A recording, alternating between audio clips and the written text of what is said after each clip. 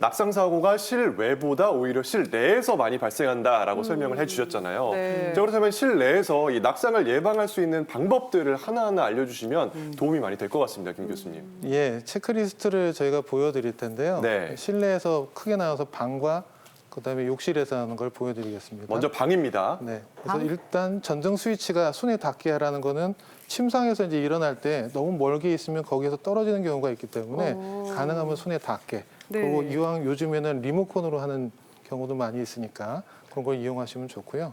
일단 바닥에 뭐가 있으면 안 됩니다. 그래서 전기선이나 이런 게 있으면 발에 걸려 넘어질 수 있기 때문에 그런 걸 정리해 주시면 좋고 작은 카펫 같은 게 있으면 그걸 뒷구선 미끄러지는 경우가 많기 때문에 그런 건 좀 치워주시는 게 좋고 요즘에는 밑에 처리가 잘 돼 있는 미끄러지지 않는 카펫도 있으니까 넓은 건 사용하시면 좋을 것 같고요.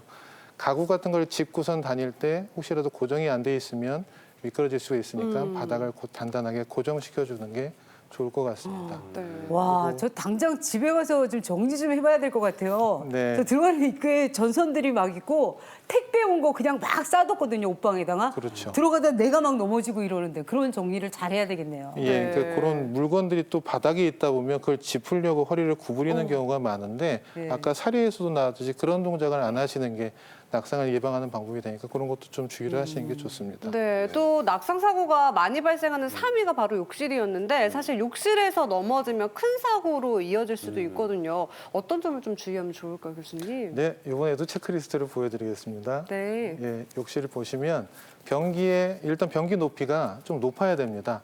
너무 낮으면 거기서 일어나기가 굉장히 힘들기 때문에 높은 변기를 쓰시고 이왕이면 손잡이까지 있으면 짚고 일어나기가 쉬우니까 손잡이 설치하시는 게 좋고요. 미끄럼 방지하기 위해서 물기가 많은 곳에는 이런 미끄럼 방지하는 매트나 그다음에 샤워 신발, 슬리퍼 같은 거를 사용하시는 것도 도움이 되겠습니다.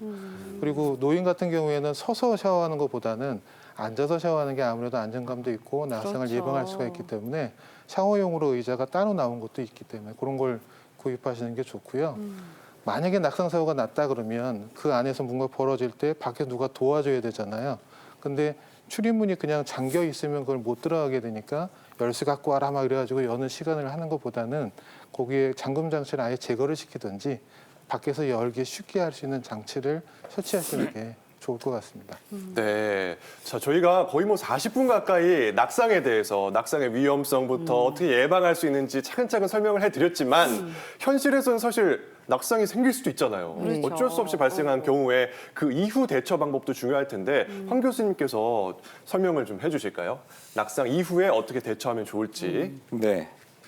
우리가 넘어지게 되면 네. 일단 마음이 굉장히 급해집니다. 네. 창피하거든요. 보통 젊었을 때는 창피하니까 빨리 일어나려는 맞아요. 습관들이 좀 있는데 연세가 드시고 뼈가 약한 상태에서 넘어지게 되면 어디든 골절이 될 수 있기 때문에 천천히 내 몸을 하나하나 체크하시면서 일어나시는 게 중요합니다. 네.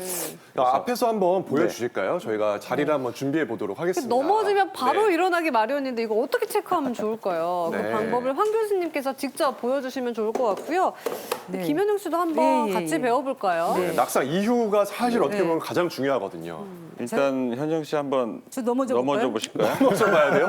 사장님 조심하세요, 조심하세요. 아이고, 아이고, 아이고, 아이고. 어머, 조심하세요. 아, 저 이렇게 넘어지거든요. 살신성인 연기를 네. 보여주셨어요. 일단 뭐 어떤 일어나고 저기 안 보이는 데가 창피하니까. 창피하니까. 네. 일단 넘어질 때도 조금 안전하게 넘어지려는 노력이 좀 필요하실 것 같고 안전하게요? 넘어진 다음에 그다음에 내 몸을 좀 체크하면서 일어나는 과정도 좀 필요할 것 같습니다. 그래서 제가 한번 보여드리면 네. 보통의 경우는 이제 노인 분들께서 네. 넘어질 때는 저렇게 앞으로 벌러덩 넘어지는 것보다는 대부분은 엉덩방아. 이렇게 아, 넘어지게 되는 옆으로요? 경우가 제일 네. 많습니다. 교수님이 직접 보여주실 줄 몰랐어요. 괜찮으세요? 네, 괜찮습니다. 그래서 보통은 엉덩이로 먼저 떨어지거나 네. 손을 짚게 되는 경우가 있는데 이럴 경우에 이제 창피하니까 빨리 일어나야지 하다 보면 네. 이미 골절이 됐으면 추가 손상이 또 생길 수 있습니다. 그래서 이럴 경우에는 조금 네. 편하게 있는 자세에서 손목 괜찮은지, 손목부터. 발목 괜찮은지 체크하시고 네. 그다음에 몸을 약간 옆으로 돌아 누워서 골반, 네. 척추도 괜찮은지 한 번쯤은 체크를 해보셔야 되고요. 아, 나 움직일 수 있을 것 같다. 네. 그렇다면 그때부터 천천히 무릎을 세워서 뭐 주변에 있는 이렇게 의자 같은 거를 예, 잡고 앉으시면 될 것 같습니다. 아. 하지만 부러지게 되면 이 상태에서 사실 꼼짝도 못해 너무 아픕니다. 그래서 이럴 경우에는 누구한테 도움을 청하거나 119에 전화를 하는 과정이 훨씬 더 중요하고 그래야 골절된 부분 주위에 있는 신경이나 혈관을 보호할 수 있습니다. 그러니까 김현영 씨가 아까 창피해서 얼른 일어났는데 창피해서 그게 막 도망갔는데, 2차적인 네, 그러면 사고를 안 이렇게 된다. 항상 우아하게 이러고 있어야 되겠네요. 그래서 일단은 좀 체크하는 과정이 필요하고 네. 아직 젊으시니까 골절되실 일은 없으니까 나중을 위해서 네. 좀 알아두시면 좋을 것 같습니다. 네, 사실 미끄러운 곳에 넘어지다 보면요, 빨리 일어나면 맞아. 다시 넘어지다가 골절이 되는 부분이 있으니까요. 맞아요. 이 점 주의하시면 좋을 것 같아요. 뻔뻔하게 마치 네. 원래 이렇게 하려고 했다는 듯이 천천히 일어나셔야 네, 됩니다. 체크 이렇게 다 하나하나씩 잘 살펴보면서 일어나시면 좋을 것 같고요. 그럼 이번에는요, 이미 고관절이 골절된 이후에 재활에 도움이 되는 운동 배워보도록 하겠습니다. 네. 김태희 트레이너님 다시 한번 수고해 주세요. 네. 이번에 저도 함께 배워볼게요. 네. 좋습니다. 네. 자, 지금부터는요. 네. 우리가 아까는 고관절이 골절되기 전이었지만 네. 이제 고관절이 이미 골절이 됐어요? 됐단 말이죠. 네. 그래서 운동 강도가 정말 확 내려가야 합니다. 왜냐하면 고관절 골절하고 골절되고 수술 이후에는요. 서 있는 것도 힘들고 걸어 다니는 것도 힘드시기 그렇겠죠. 때문이에요. 네. 그래서 앉아서 운동을 시작을 해볼 거고요. 네. 자, 매트에 앉은 상태에서 이렇게 양쪽 끝이 막혀 있는 힙밴드를 준비를 해주실 거예요. 네. 자, 힙밴드를 발등 쪽에다가 끼워주실 거고요. 네. 자, 끼워주신 상태에서 앉아있는 것만으로도 골반이 충분히 불편하실 수 있으니까 손바닥을 뒤로 살짝 짚어서 체중을 지지해 주겠습니다. 네. 자, 오늘 고관절 골절 후 재활 운동에서 가장 중요한 건요. 일정한 속도입니다.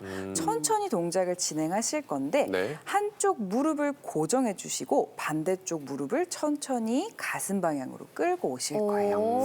자, 이때 발끝이랑 무릎을 한번 잘 보세요. 네. 바깥쪽으로 벌어지거나 안쪽으로 무너지지 않도록 그대로 당겨 오셔야 합니다.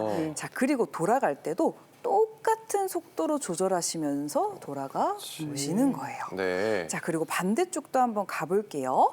양쪽 고관절이 서로 다른 컨디션을 가지고 있으시면은 운동을 할 때도 어느 한쪽이 더 힘드실 겁니다. 똑같이 속도 조절해서 돌아가 주시고 네. 한 번만 더 해볼까요? 네. 오른쪽 무릎 그대로 끌고 오실 거고요. 돌아갈 때 훅 돌아가지 않도록 천천히 일정한 속도로. 이거 이렇게 어렵진 않네요. 네, 맞아요. 그리고 요즘에 크게 이런 밴드도 어렵진 주변에서 않습니다. 많이 구할 수 있으니까 하나 그럼요. 구비해 두시면 좋을 것 같습니다. 네, 맞습니다. 자, 그 다음 동작은요. 이제 네. 난이도가 조금 올라갈 겁니다. 어.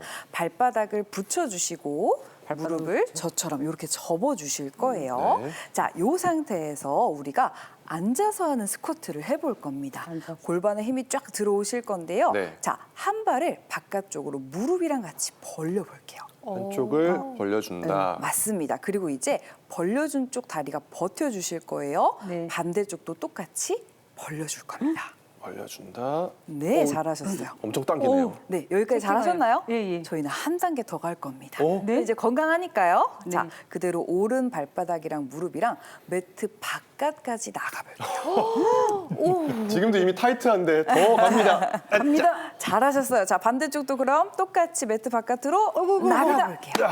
자, 이 자세 뭐랑 비슷하죠?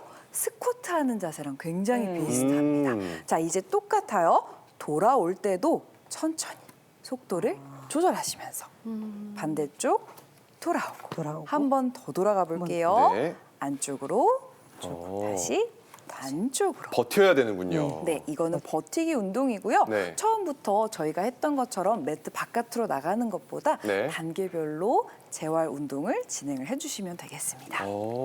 좋습니다. 어떠셨나요, 김인영 씨? 저는 네. 정말 새로운 운동이어서 네. 좋았어요. 골반 가동성에 도움이 많이 될 것 같습니다. 네, 엉덩이 골반이 근육도 힘이 좋아지고. 많이 들어오실 거예요. 네, 잘 배워봤습니다. 네. 감사합니다. 감사합니다. 이렇게 고관절이 골절된 이후에 재활하는 데 도움이 되는 운동을 배워봤는데요. 아무래도 재활의 목적이 있다 보니까 점진적으로 이 단계를 조금씩 높이면서 하시면 좋을 것 같습니다.